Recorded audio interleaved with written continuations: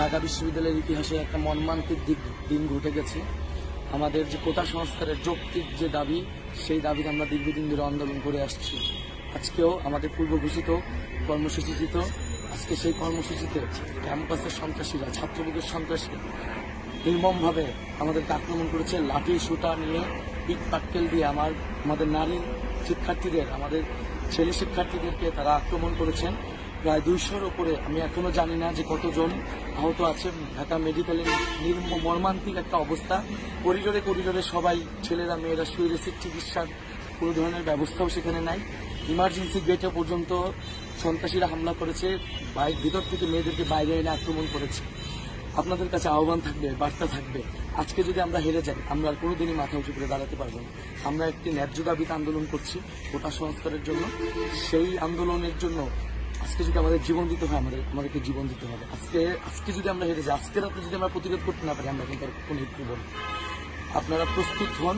সকলেই আমি জানি ক্যাম্পাস এলাকার আশেপাশে আছেন, আপনারা ক্যাম্পাস এলাকার আশেপাশে থাকুন, নিজেদের মতো গ্রুপ করে সংগঠিত হন।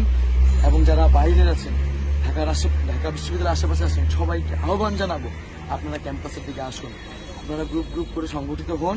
আমি এই ভিডিওর শেষে কিছু নাম্বার দিয়ে দেবো, এই নাম্বারগুলোর সাথে আপনারা হোয়াটসঅ্যাপে যোগাযোগ করবেন। কিছুক্ষণের মধ্যেই আমাদের কেন্দ্রীয় মিছিল বের হবে। অলরেডি সায়েন্সে হলে তারা অবস্থান নিয়েছে। মেয়েরা আপনারা হলে অবস্থান করুন, হলে আপনারা মিছিল শুরু করুন। ছেলেরা তাদের হলগুলো দখল করুন। হলে যাতে কোনো সন্ত্রাসী না থাকে, হলগুলো আপনাদের নিয়ন্ত্রণে নিন। হলে অবস্থান গ্রহণ করুন। সায়েন্সের হলে তারা অবস্থান নিয়েছে আমাদের ভাইরা।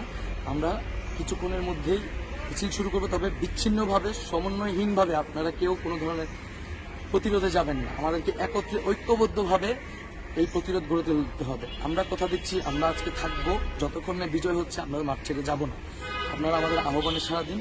আপনারা প্রতিটা হলে সংগঠিত হন এবং আমরা যে নাম্বার দেবো সেই নাম্বারে যোগাযোগ করেন এবং সারা দেশে যে যেখানে আসেন আপনারা নেমে আসুন। আপনারা অবস্থান বিক্ষোভ তৈরি করুন।